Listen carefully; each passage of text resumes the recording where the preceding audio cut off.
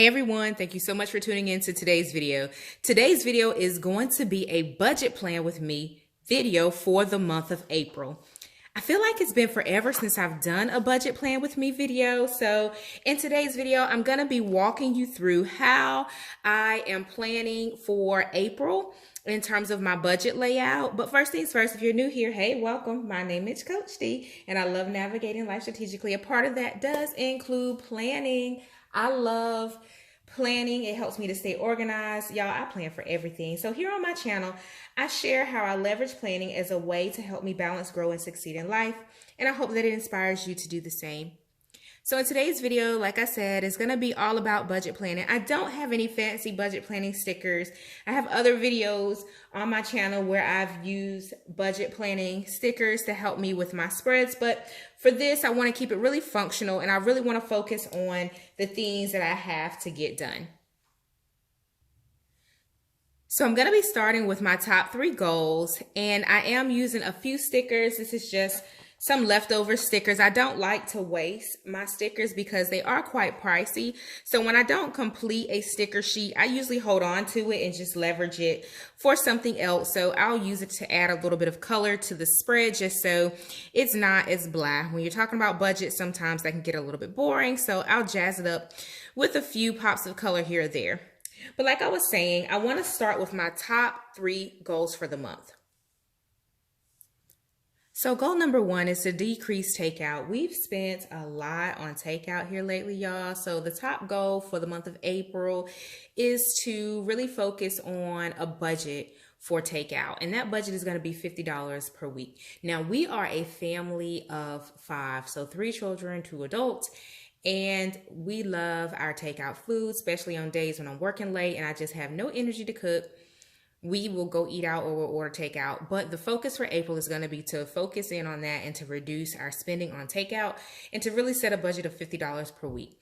Now, I've not tried the cash envelope method. I've done kind of the money allocation method, which is similar in terms of a bank account that you spend out of. But I'm curious to know if I want to try the cash envelope method for takeout. So leave me a comment. Let me know. Have you done the envelope method for managing your budget? Share your feedback in the comments below. Goal number 2 is to pay an extra $500 towards our timeshare mortgage. Now, that's something I've mentioned in passing in my budget planning videos about the fact that we do own a timeshare and we still owe on the mortgage. We did finance it. I don't advise that. If you are interested in timeshare, perhaps pay for it all up front, etc., things like that. But that's a conversation for another time. But my goal this month is to pay an extra $500 towards it. As you guys may or may not know, we are consumer credit card debt free. Praise God for that. So the next thing that we are tackling is increasing our savings as well as decreasing other expenses that we may have, the timeshare being one of them. So that's the next area that we are focusing in on. So an extra $500 is the goal for the month. And goal number 3 is another similar goal when it comes to the remaining debt that we have. It is to really tackle the student loans. So my student loans, I believe the interest is frozen right now, just as a part of the economic relief. But I still want to take advantage of this opportunity to really get some wind in terms of paying down that expense. The next thing that I'm going to capture are our non-BAU expenses. So these are our quarterly expenses or one-offs based upon the month. And I wanted to capture the big ones. And it just so works out that I have space here at the top to where I can capture that. So for April, we want to do some yard work. So that will be an expense, an additional expense above and beyond our monthly budget. Also, our HOA bill is due. It is quarterly, so we do manage accordingly, but it's not something that I capture in my monthly budget. Then pest control, we have a quarterly service for pest control that comes out and it sprays for spiders, ants, and all that other fun stuff that nobody really wants in their home. So that will be due this month as well. The other thing that I want to capture too is anything that is family related that will incur a cost. So what I mean by that, Easter Sunday is on April the 4th. So we'll probably make the kids Easter baskets or do something for Easter. We may order Easter dinner. I'm not sure. I'm not sure how I want to treat that, with the goal being only $50 per week for our expenses. So I'm going to go in and I'm going to jot down a few things. All right, so I have a few extra things captured here that will require just consideration for our budget. On the 10th, I am going to be going on kind of a mini vacation, I'll call it. Not really travel, since, you know, I'm still scary and I'm not getting out and about right now. But it'll be a quick trip to another city, not too far away. I'll be doing a little bit of a branding project, and then I'll probably make a small day out of it, a half a day out of it, just so I can have some time to myself safely, of course. And then, again, I already mentioned Easter and the Easter baskets. So as I'm using this monthly spread for budget purposes, my focus was to capture my budget goals so I can track against it, and then to also understand what's coming up in the month in terms of our finances. So if you're more of a functional planner, I think incorporating something like this into your already existing planner spread. So for example, your day-to-day planner where you put your doctor's appointments and you put, you know, your family activities, you could easily incorporate your monthly budget into your existing planner spread. So I encourage you to consider that. Or if you're like me and you want just a whole nother spread for budget purposes, you can do that as well. One thing I will not be doing this month, or I'm not 100% sure, I'm not going to be tracking all of my expenses just yet. I don't think I'm going to do that. I may go in and track again the takeout, or to track just how frugal we are being with our grocery bill and things like that, so we can have the extra money to go towards outstanding principals. I may do that throughout the month. So I'll do a mid-month check-in just to let you guys know how it's going for the month of April. But that's one way that I'm going to leverage my spread for this month. The last thing that I'm going to do is go in and document the bills that are due.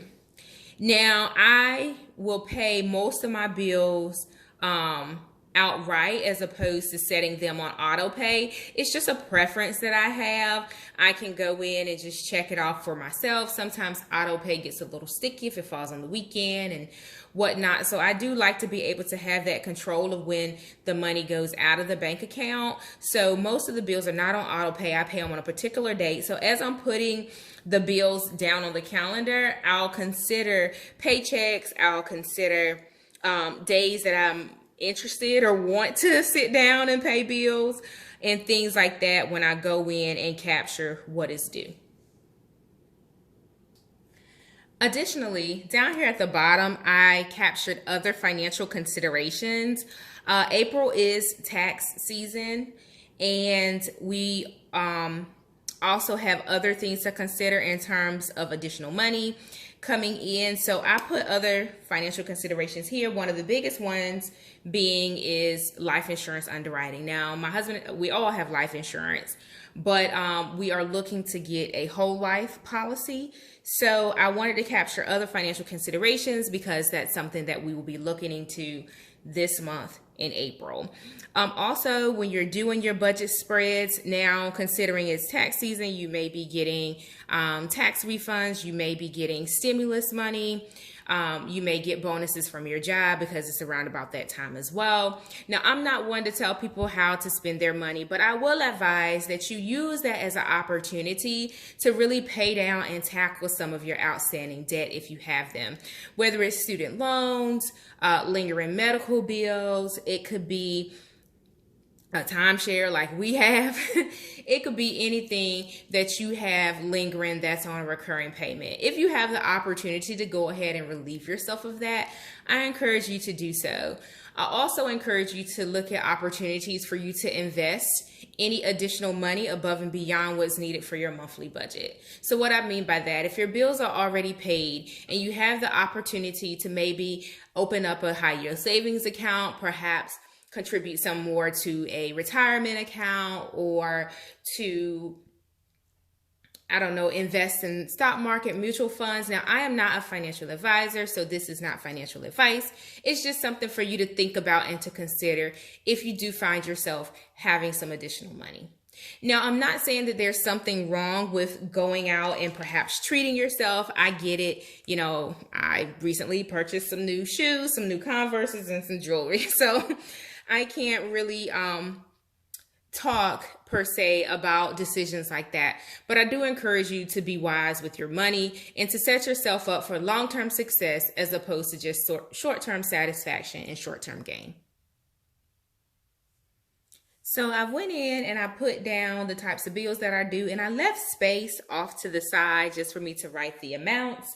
I won't do that on camera just because it goes into a little bit more detail than what I am willing to share on social media.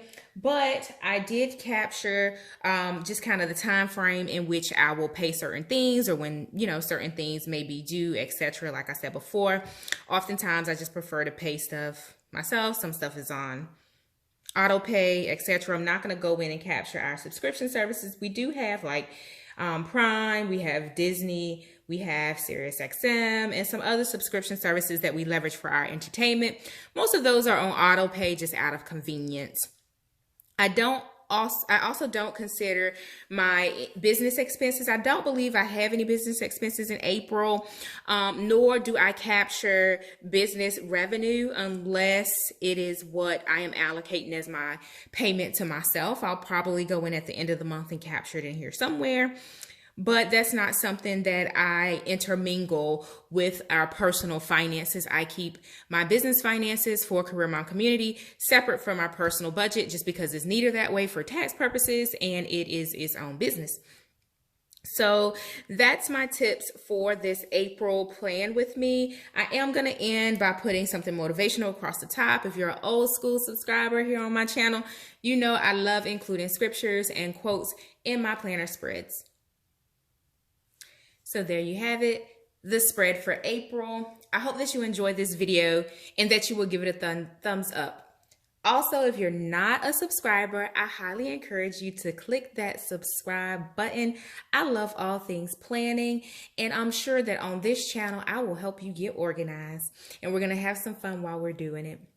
So once again, my name is Coach D, and I thank you for checking out this video. I'll speak to you in the next one. Bye, guys.